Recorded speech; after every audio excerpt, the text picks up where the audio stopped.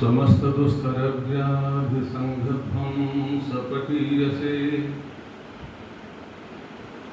अच्युतानंत गोविंद नाम्ने धाम्ने नमो नमः। नमः परमहंसास्वादित चरणकमल चिन्मकरन्दाय भक्तजनमानस निवासाय श्रीमद्रामचन्द्राय नमः। शभाभ्यः नमो महद्भ्यः।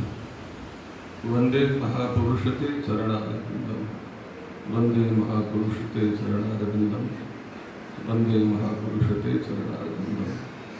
नमो गोभ्यः।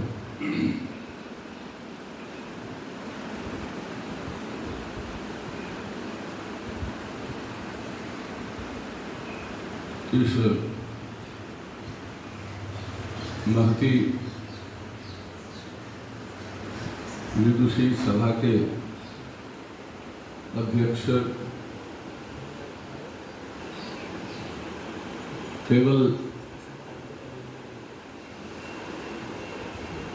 सेवा मंगल नाम की संस्था के ही अध्यक्ष, संचालक, व्यवस्थापक मात्र नहीं हैं। श्री वृंदावन धाम में, मथुरा मंडल में, ब्रज प्रदेश में अथवा भारतवर्ष की अन्य सात्विक संस्थाओं में महाराज श्री का उतना ही स्थान आवश्यक होता है और उससे भी अधिक अलंकृत होते हैं जितना अलंकृत ये सेवा मंगलम की संस्था में है। सर्वत्र इनकी सेवा और इनका अत्यंत पावन मंगल भाव अभिव्यक्त होता रहता है। आज हमारी इस सभा के अध्यक्ष हैं, मैं उन्हें सादर प्रदान करता हूँ।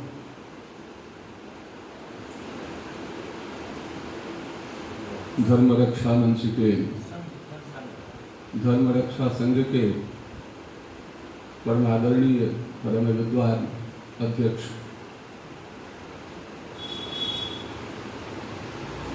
परम पूज्य श्री बद्रीश्री महाराज हमारे ज्येष्ठ भ्राता भी हैं, अभिभावक भी हैं। और मैं देखता हूँ यद्यपि अधिक सभा संगोष्ठियों में तो मैं बैठ नहीं पाता हूँ, कुछ कारणवश, व्यक्तिगत कारणवश, परंतु मैं श्रवण करता रहता हूँ या यदा कदा वृत्तपत्रों में उसे पढ़ता भी हूँ। आप धर्म रक्षा संघ मंच से पृथक हट करके भी यहाँ की जो भी सात्विक संस्थाएं हैं, सक्रिय संस्थाएं हैं, उन संस्थाओं में आपका अतिशय मनसा वाचा कर्मणा सहयोग प्राप्त होता रहता है। हमारे श्री भैया सौरभ गौड़ जी भी अत्यंत सक्रिय रहते हैं और संपूर्ण विश्व को श्रीमद् भागवत के माध्यम से भगवत प्राप्ति तक का मार्ग प्रशस्त करने की विधा बताना, इसमें एक पारंपरिक पैतृक परंपरा से दक्षता हमारे बड़े भाई परम पूज्य डॉक्टर श्री मनोज मोहन शास्त्री ने प्राप्त की है और अहर्निश इसके लिए संकल्पवान बने रहते हैं। मैं उन्हें भी सादर प्रदान करता हूँ। यहाँ पर हमारे अभिभावक, प्रत्यक्ष अभिभावक, उभय पक्ष से, मिथिला पक्ष अथवा श्री ब्रजदा पक्ष हो, तो श्री पंडित अभय चंद्र शास्त्री जी महाराज, भैया श्री धर्मनाथ शास्त्री जी महाराज आदि श्रीमद् भागवत को वास्तव में श्री वृंदावन धाम के माध्यम से रसोपेशन करने वाले, संचित करने वाले और इनके छात्र श्रीमद् भागवत से जो पालित पोषित संचित हुए हैं, वे क्रमशः श्रीमद् भागवत जी के सौरस्य का विस्तार करने में लगे हुए हैं। ऐसे श्रीमद् भागवत मूर्धन्य व्याकरण आदि के भी विद्वान पंडित श्री मद नेत्रपाल शास्त्री जी को मैं प्रणत करता हूँ। आपकी उपस्थिति श्री वृंदावन धाम के लिए तो महनीय भी है, और श्रीमद् भागवत भवन में आपकी उपस्थिति न हो तो श्रीमद् भागवत भवन की सभा अधूरी लगेगी। आपकी उपस्थिति श्री वृंदावन के कनकन में आवश्यक है, तथा अन्य ज्ञाता ज्ञात जो भी यहाँ उपस्थित हैं, मैं उन सबका सादर अभिवंदन करता हूँ। वास्तविकता तो यह है, सभी जानते हैं, महाराज श्री तो मैं जब श्री वृंदावन धाम आया तो सबसे पहला दर्शन मैंने महाराज श्री का किया था, श्री दिवाकर द्विवेदी जी के साथ में, सबसे पहला दर्शन। तो महाराज श्री की तो सतत प्रेरणा मिलती ही रही है, और हमारे जो भी यहाँ पर विराजमान है सभी अग्रज हैं, सभी अभिभावक तुल्य हैं, सबसे कुछ न कुछ प्रेरणा मिलती रही है। और आपके बीच में रह करके मुझे उत्कर्ष प्राप्त हुआ है। वस्तुतः आप सब जानते हैं कि मान सम्मान इत्यादि से मेरी बहुत अपेक्षा रहती रही है। मैं न कभी कोई फोटो खिंचवाता हूँ, न कोई पर्ची बनाता हूँ, कोई ऐसी प्रकृति नहीं है। मीडिया आदि से बहुत दूर रहने का मैंने सब दिन प्रयास किया है। चैनल्स इत्यादि वाले खूब आते रहे हैं, परंतु मैंने किसी को समय नहीं दिया है। और आज भी मैं सम्मान समारोह में उपस्थित होने के लिए कम आया हूँ, परंतु हमारे अभिभावक तुल्य जो भी हैं उनकी आज्ञा का पालन हुआ। 2-4 महीने से ऐसे भी परस्पर में मिलने जुलने का उपद्रव भी बना हुआ है, तो यह एक निमित्त मिला। और इसमें महापुरुषों के, हमारे अग्रजों के आशीर्वाद प्राप्त होंगे, विप्रों के आशीर्वाद प्राप्त होंगे, और आशीर्वाद में बड़ी शक्ति होती है। उससे जीवन में आगे बढ़ने की एक प्रेरणा मिलेगी और उत्कर्ष प्राप्त होगा। वस्तुतः ऐसा भी हमने श्रवण किया कि पाठक जी ने वृंदावन का मान बढ़ाया। मुझे ऐसा लगता है कि इसके विपरीत ढंग से हमें सोचा जाए तो मेरी दृष्टि में ज़्यादा अच्छा लगेगा। मैंने वृंदावन का मान नहीं बढ़ाया, वृंदावन ने मेरा उत्कर्ष कर दिया, वृंदावन ने मेरा मान बढ़ाया। श्री मिथिलापुरी में मेरा जन्म हुआ, शिक्षा दीक्षा भी बहुत सारी मिथिला में हुई। मिथिला तो विद्या की भूमि अभी भी है ही, परंतु श्रीमद् वृंदावन धाम में धर्म सम्राट स्वामी करपात्री जी की एक पंक्ति खींच लाई। भागवत सुधा नाम की बहुत ही अच्छी संरचना है उनकी। तो उन भागवत सुधा, भक्ति सुधा अलग से है, भागवत सुधा राधा सुधा ये सब है। तो 1988 ईस्वी में मैं अपने पिताजी की चिकित्सा मुंगेर शहर में करवा रहा था। उसी समय एक पुस्तक की दुकान में गया और भागवत सुधा 1988 ईस्वी में मिली 30 रुपये में, तो मैंने उसे ले लिया। और बचपन से ही श्रीमद् भागवत के प्रति मेरा अनुराग रहा है। माता पिता ने संस्कार दिए थे। जब मैं 8-10 वर्ष का था, हिंदी पढ़ने के लिए जानता था, तो माता जी ने उसी समय मुझसे पूरा सबसे पहले प्रेम सागर सुना। प्रेम सागर है ना, वो बैठती थी, हाँ, प्रांगण में बैठती थी, और परिवार में जो भी हमारी दादी थी, माता जी थी, ये सब बैठ जाती थी। मेरी बड़ी बहन थी, वो भी 2 विषय से आचार्य की हुई है, वो भी सुनाती थी। तो सबसे पहले मैंने अपनी माता जी को प्रेम सागर सुनाया। उसके बाद सुख सागर, सुख सागर नहीं, सुख सागर अलग से। उसके बाद उन्होंने सुख सागर खरीद के लाया। यद्यपि मैं अत्यंत गांव में दियारे में था, जब जवान हुआ उसके बाद देखा कि बिजली ऐसी होती है और उसको ऐसे बटन दबाते हैं तो बटन दबती है और गाड़ियाँ ऐसे चलती हैं, नहीं तो कोई पता नहीं था। तो माताजी का, पिताजी का संस्कार दिया हुआ है। 10-12 वर्ष की अवस्था में प्रेम सागर और सुख सागर की 2-4 आवृत्तियाँ हो गई थी। तो इसलिए मेरा प्रेम बढ़ता गया और श्रीमद् भागवत के प्रति मेरा अनुराग बढ़ता गया। मेरी भावना थी कि श्रीमद् भागवत का लाभ लिया जाए। तो धर्म सम्राट स्वामी करपात्री जी की एक पंक्ति मैंने पढ़ी कि जिसे श्रीमद् भागवत से प्रेम हो वह प्रत्यक्ष रूप से वृंदावन के रस का सेवन करे। यदि प्रत्यक्ष रूप से उसे सौभाग्य नहीं मिल रहा है तो अप्रत्यक्ष रूप से जहाँ भी है वहीं पर श्री वृंदावन धाम की कल्पना करे। शास्त्री जी है ना, तो वो आपको शास्त्री जी कहने का साहस नहीं होगा भाई साहब। तो मैंने प्रयास किया कि अप्रत्यक्ष रूप से तो नहीं, प्रत्यक्ष रूप से भगवान ऐसा संजोग बना दे तो आपके मध्य में कुछ वृंदावन का रस प्राप्त हो। और वास्तव में ऐसा अनुभव होता है कि श्रीमद् भागवत कथा सभी विद्वान है, हमारे भाई साहब अन्यत्र भी जाकर के श्री मनोज मोहन शास्त्री जी आदि सब हैं, कहते हैं, परंतु वृंदावन में कथा में जो रस पेशलता उमड़ती होगी, मुझे नहीं लगता है कि वही कथा अन्यत्र भी होती होगी। अन्यत्र शेठोपासना हो जाती होगी, है ना, द्रव्योपासना अधिक हो जाती है बड़े बड़े महानगरों में, लेकिन यदि कथा से अनुराग हो, कुछ काल के लिए भी कथा से अनुराग हो, तो श्रीमद् भागवत की कथा वृंदावन में जो रस उड़ेलेगी वो बंबई महानगर में नहीं दे सकती है, वो शिकागो में नहीं दे सकती है। तो वृंदावन धाम अनादिकाल से रसिकों की रस से राजधानी रही है। तो इस वृंदावन को किसी भी प्रकार से भगवत कृपा से मैंने प्राप्त किया।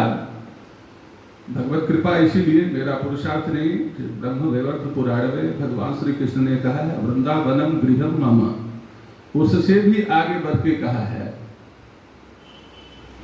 कि पंच योजन विस्तीर्णम वृंदावनम मम देहकम। यह श्री वृंदावन धाम साक्षात मेरा घर है और मेरा शरीर है, मेरा विग्रह है। कालिंदी से सुषुम्नाख्या, कालिंदी जो यहाँ बहती है वो मेरी सुषुम्ना नारी है। यहाँ के जो वृक्ष इत्यादि है ना, वे मेरी अस्थियां हैं।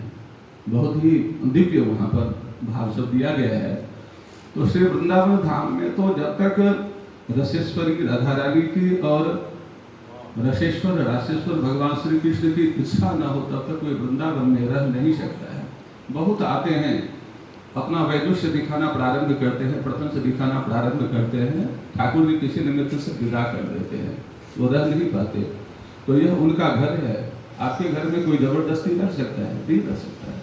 तो ठाकुर जी भी कृपा किए हैं और मैं उनकी कृपा का ही फल समझता हूँ। ब्रह्मा जी ने स्पष्ट भी किया है तत्तेनुकंपाम सुसमीक्षमाणा। तो मैं अहर्निश भगवान की कृपा की सुसमीक्षा करता हूँ कि भगवान किस प्रकार से मेरा आज का यह दिन अच्छे प्रकार से संतों के दर्शन से और शास्त्रों के चिंतन से निकाल दिए। तो यह भगवान की कृपा का फल है। तो वृंदावन का मैंने कोई मान नहीं बढ़ाया, वृंदावन का आश्रय लेकर के मेरा उत्कर्ष हुआ और जो भी मान सम्मान श्रेय प्राप्त हुआ वह श्री वृंदावन धाम को है, श्री राधा रानी को है, श्री बिहारी जी को है, सब उन्हीं का है। दूसरा एक पक्ष है कि मैं तो सबसे पहले महाराज श्री से प्रार्थना करता हूँ और आप सभी से प्रार्थना करता हूँ। सबके अंतःकरण में परमात्मा विराजमान है।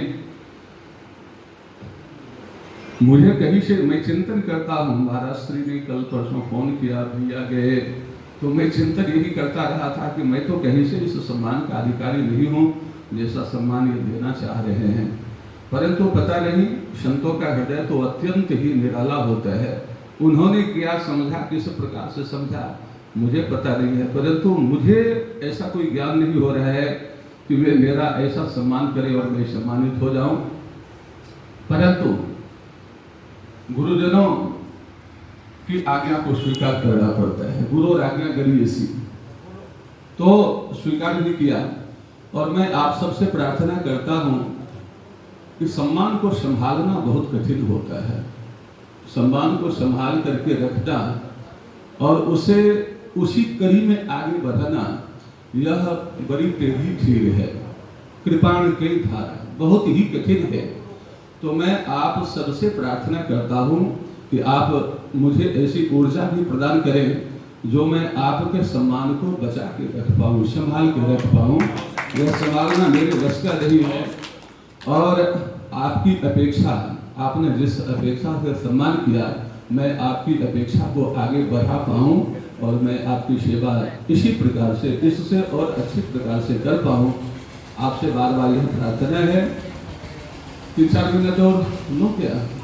एक भाव मन में आ रहा है कि अभी हमारे बड़े भाई आदि ने भी 2-3 बार चर्चाएं की हैं, मिथिला वृंदावन। तो मैं इस पर एक छोटा सा प्रसंग बोलना चाहता हूँ, भूषुंड रामायण का प्रसंग। हाँ, धर्म सम्राट स्वामी श्री कर्पात्री जी महाराज ने भागवत सुधा में भी इस प्रसंग को उद्धृत किया है। भूषुंड रामायण की कथा है। भूषुंड रामायण की मैंने 2-4 वो उसकी आवृत्तियां की हैं, पारायण किया है, बहुत विलक्षण है। 36,000 मूल श्लोक हैं उसमें। भूषुंड रामायण बहुत ही विलक्षण है। और जैसे दशम स्कंध श्रीमद् भागवत में भगवान श्री कृष्ण की रास लीला का दिव्याति दिव्य वर्णन है, वैसे ही दिव्याति दिव्य वर्णन भूषुंड रामायण में भगवान श्री राम की रास लीला का है। भूषुंड रामायण सबको पढ़नी चाहिए। 36,000 मूल श्लोक हैं और बहुत ही विलक्षण है। क्या कहा जाए, उसमें कुछ कारण है जो प्रपंचियों ने उसे दबा के रखा है, तो मैं उस विषय पर तो अभी चर्चा नहीं कर रहा हूँ। मैंने उसका बहुत गहनता से अध्ययन किया है। 36,000 श्लोकों का मैंने कई पारायण किया है। तो भूषुंड रामायण में एक कथा आती है, बड़ी अच्छी कथा है। और मुझे लगता है इस कथा के बाद आप वृंदावन और मिथिला दोनों को अलग अलग करने बंद कर देंगे। वृंदावन ही मिथिला है और मिथिला ही वृंदावन है, दोनों में भिन्नता नहीं रहेगी। तो वहां पर यह है एक कथा में कि एक बार ब्रह्मा जी के संकल्प से उनकी 7,000 मानस पुत्रियां उत्पन्न हो गई। तो वहां तो मनुष्यों के जैसा कोई षड्भाव विकार है नहीं, जो जन्म लेना, बढ़ना, युवावस्था को ऐसा तो कुछ है नहीं। वे सभी युवावस्था को ही प्राप्त थी। तो ब्रह्मा जी की 7,000 मानस पुत्रियां ब्रह्मा जी के मनस संकल्प से जो उत्पन्न हुई थी, उन्होंने उत्पन्न होते ही प्रस्ताव रख दिया, इच्छा व्यक्त की कि हम सभी श्रीमन नारायण का ही वरण करना चाहती हैं। हमारे वर्णीय कोई दूसरे नहीं है, हम श्रीमन नारायण का ही वरण करेंगे। तो ठीक है, ब्रह्मा जी ने अपने मानस पुत्र श्री नारद जी को सूचक बना करके भेजा श्रीमन नारायण के पास में कि नारद जी, आपकी अव्याहत गति है और वैकुंठ धाम में आपका नित्य ही गमन होता है, तो आप जाकर उनसे निवेदन करें अपनी 7,000 भगिनियों के बारे में। तो नारद जी वहां गए। भगवान श्रीमन नारायण अपनी मर्यादा में थे। नारद जी से उन्होंने स्वागत किया कि आइए नारद जी। नारद जी वहां बैठे। भगवान ने कहा कि नारद जी, आज कुछ विशेष विह्वल लग रहे हैं, आपका क्या स्वागत करूं? तो श्री नारद जी ने कहा कि भगवान, मैं पिताजी के आदेश से आपके पास आया हूं। मेरे पिताजी के मानस संकल्प से उनकी 7,000 कन्याएं उत्पन्न हुई हैं, वे सभी आपका ही वरण करना चाहती हैं। भगवान ने कहा कि यह तो अच्छा विषय है। वास्तव में मुझसे अतिरिक्त वरण करने योग्य कोई हो भी कौन सकता है? वर्णीय तो मैं ही हूं, मेरा ही वरण करना चाहिए। भगवान ने कहा ठीक है। नारद जी बड़े प्रसन्न हुए। उसके बाद नारद जी ने कहा, जो भगवान विवाह का मुहूर्त निश्चित किया जाए। तो भगवान ने कहा कि मैंने वह स्वीकार तो कर लिया, लेकिन मुहूर्त में कुछ समय लगेगा अभी। नारद जी ने कहा कितना समय लगेगा?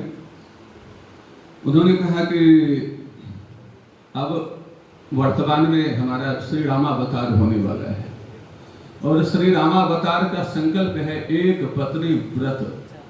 वहां दूसरी पत्नी का वरण नहीं किया जा सकता। और अनादि काल से मेरी एक पत्नी मेरे साथ में ही प्रकट होती है। केवल इसी एक ब्रह्मा के काल में अयोध्या को 36,000 बार श्री राम को प्रकट करने का सुअवसर प्राप्त होता है। ब्रह्मा के पूरे जीवन में 100 वर्ष में 36,000 बार भगवान श्री राम को अयोध्या की भूमि प्रकट करती है भगवती मैथिली को, सीता को मिथिला की भूमि प्रकट करती है, और श्री राधा कृष्ण को ब्रह्मा के काल में 36,000 बार ब्रज भूमि प्रकट करती है। इस भूमि की यह महत्ता है।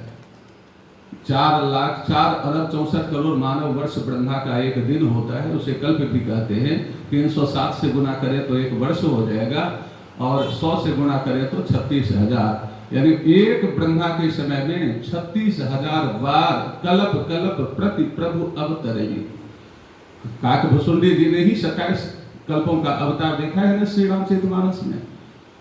यहाँ बसत मोहि भाग ईशा बीते कल्प 7 अरुविशा कल्प प्रति प्रभु अवतरेगी। राम रूप दूसरी नहीं देखा, सब प्रसंग हुआ। तो इस प्रकार का है।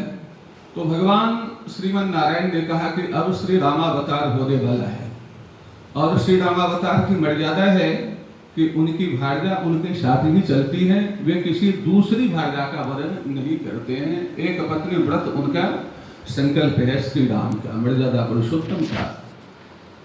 तो वहां तो संभव नहीं होगा, इसके बाद फिर वर्ण किया जाएगा। तो नारद जी ने कहा कि भगवान, जिन्होंने अपने अंतःकरण से आपका वरण कर लिया है, वे भरा विरह जन्य तीव्र संताप को इतने काल तक कैसे सहन सकते हैं? संभव है क्या? नहीं सहन कर सकते हैं। भगवान, आप तो रामावतार में ही उनका वरण कर ले, यह आपसे प्रार्थना है। तो भगवान ने कहा ठीक है, मैं रामावतार में ही वरण कर लूंगा, लेकिन कृष्णावतार में तो मैं एक पत्नी व्रत नहीं रहता हूँ, वहां तो छूट दे देता हूँ। जिनको आना है, जिनको मेरा वरण करना है, सब वरण कर दो, वहां छूट है, वहां कोई समस्या नहीं है। एक बहुत बड़ा आध्यात्मिक रहस्य है इस दृष्टांत में, वो बाद में प्रकट होगा। तो नारद जी ने कहा कि श्री रामावतार में आपका संयोग कैसे प्राप्त होगा? तो उन्होंने कहा कि अयोध्या में मेरा अवतार होता है वही होगा, और मेरी जो सहचरी श्री जानकी जी हैं वो मिथिला में अवतार होता है। तो 60,000 जो मानस कन्याएं हैं, कुछ तो मिथिला में जानकी जी की सहचरी के रूप में, और वहां पुष्प वाटिका में भिन्न भिन्न प्रकार से वृक्ष लता आदि के रूप में प्रकट हो जाए। और अयोध्या के आसपास जो आम्र वन हैं, अथवा वहां से दक्षिण भारत तक जो भी वन रास्ते में मिले, ये 60,000 को जहां अवसर मिले वहां पर जाकर के प्रकट हो जाए, और मेरा आलिंगन निधि प्राप्त होगा। नारद जी बड़े प्रसन्न हुए। नारद जी ने जाकर के अपने पूज्य पिताश्री से यह संवाद कहा। उसके बाद रामावतार हुआ, और भगवान श्री नारायण की इच्छा के अनुसार ये 60,000 मानस कन्याएं ये विभिन्न रूपों में आकर के विराज गई रामावतार में। अब भगवान को तो उनका भी आलिंगन करना है, लेकिन एक पत्नी व्रतधारी होने के कारण आलिंगन करे कैसे?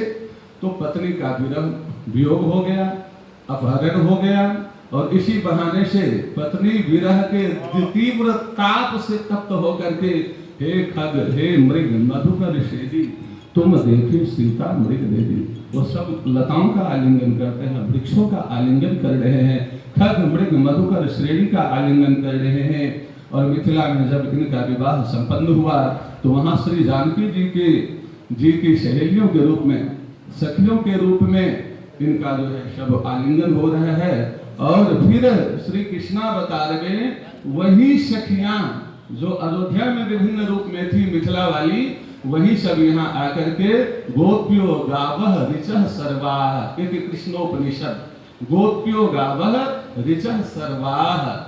वास्तव में 60,000 जो थी वह तो श्रुतियां थी, ब्रह्मा के संकल्प से, मानस संकल्प से श्रुतियों की उत्पत्ति हुई थी। अब वे ही श्रुतियां यहाँ गाय के रूप में, गोप के रूप में, गोपियों के रूप में प्रकट हुई हैं। भगवान श्री कृष्ण वास्तव में गोपियों के पीछे केवल नहीं भागते हैं, वे तो श्रुतियों के पीछे भाग रहे हैं। श्री कृष्ण रहस्योपनिषद में है।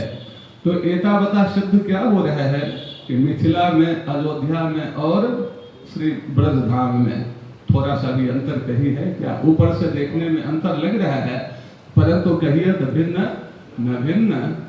तो आप सबसे हमारी बार बार पुनः यही प्रार्थना है कि आपके संकल्प को मैं सुरक्षित रख पाऊं। आप हमें ऐसी ऊर्जा प्रदान करें, ऐसा आशीर्वाद प्रदान करें। मैं पुनः आप सबको प्रणाम करते हुए, हाँ, और फिर वहां तो शिला भी मेरे ही पास से आई थी, यह स्वाभाविक है, वो तो शिलाओं को मेरे पास आना ही था, है। तो श्री धर्म रक्षा संघ के माध्यम, श्री धर्म रक्षा संघ श्री वृंदावन धाम के माध्यम से जो संपूर्ण ब्रज क्षेत्र में यथासाध्य रजत शिला का पूजन करके उस शिला का श्री अयोध्या धाम में पदार्पण करवाया गया था, भगवान श्री सीताराम के दिव्य राजक प्रासाद के लिए, दिव्य भवन के लिए। तो वास्तव में भगवान ने मुझे ऐसा संयोग दिया, मेरे जन्म जन्मांतर के कुछ पुण्य पुंज कहीं जमा होंगे, मुझे पता नहीं है। इस जन्म में मैंने कोई ऐसा पुण्य भी नहीं किया, मेरा पुरुषार्थ ऐसा नहीं था जो मैं वहाँ पर जाकर के कुछ संकल्प था, कुछ वहाँ पर संकल्प था जो कौन इसका संपादन करे। और बड़े ऊंचे स्तर की बैठक हुई, मैंने महाराज श्री से कल निवेदन किया था। और 4 अगस्त की 11 बजे, 10:30-11 बजे रात्रि में संकल्प के बाद निर्णय हुआ, पहले एक बिंदु जगह वहां पर कि भाई विद्वान तो यहाँ बड़े बड़े हैं, विद्वान सब 22 विद्वान थे अनुष्ठान में। 3 दिन से मैं नहीं था अनुष्ठान में, मैं तो बाद में गया। तो वहां पर एक बिंदु जगह कि जब भगवान श्री राम के भवन निर्माण के मुहूर्त में इतने अरंगे लगे भारतीय स्तर पर और ऊंचे स्तर पर। अच्छा, मैं एक बात आपको स्पष्ट बता दूं भैया कि श्री राजेश तिवारी जी ने मुहूर्त केवल पंचांग देखकर 5 को बता दिया था, लेकिन जब उसका खंडन हुआ तो 2 महीने पहले ही उस मुहूर्त का शोधन मैंने किया था, है ना, मेरे मोबाइल में है। मैंने जो भेजा था श्री गोविंद जी को भेजा था, और पूरे डेट बाय डेट 2 महीने पहले मैंने ही मुहूर्त भेजा था। उन्होंने मुझे भेजा कि 5 तारीख कैसा है आप बताएं, तो मैंने उस पर अपनी गणित प्रक्रिया करके 5 तारीख को मैंने बताया। उसके बाद जब खंडन उसका हुआ, एक ऊंचे स्तर से खंडन हुआ, अभी 10-15 दिन पहले ऊंचे स्तर से, तो उसके लिए अब मुझे बाध्यता हो गई कि मैं क्या करूं। मैं कुछ लिखता हूं तो लोग कहेंगे जो ये उनका खंडन करते हैं। अब शैलाधिराज थनया न जदो न तस्थो वाली बात हो गई कि क्या किया जाए।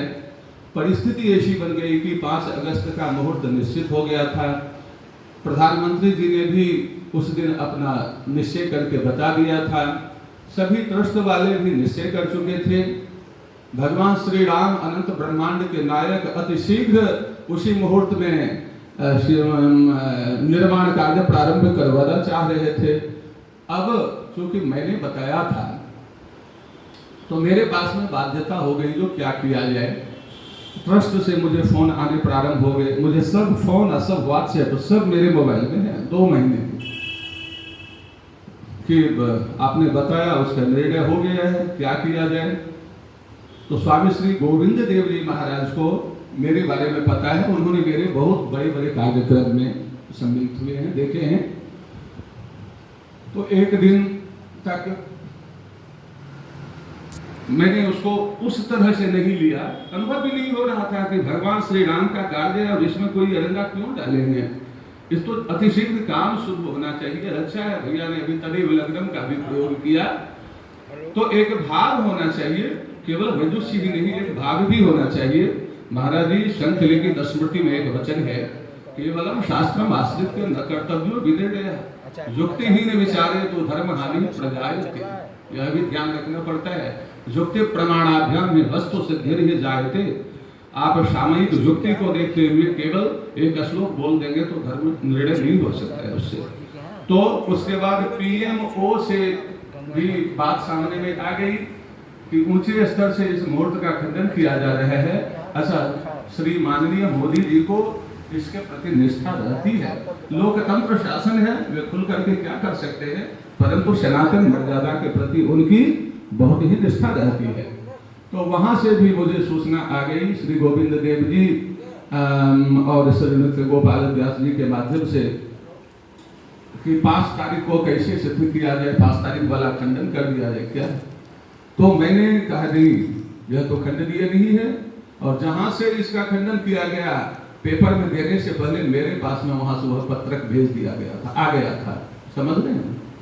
मैंने 1 मिनट में वहां पर सूचना दी कि आप स्वामी जी से मना कर दीजिए, क्योंकि एक एक अक्षर यह खंडनीय है और परिस्थिति ऐसी बन जाएगी जो मुझे ही खंडन करना पड़ेगा।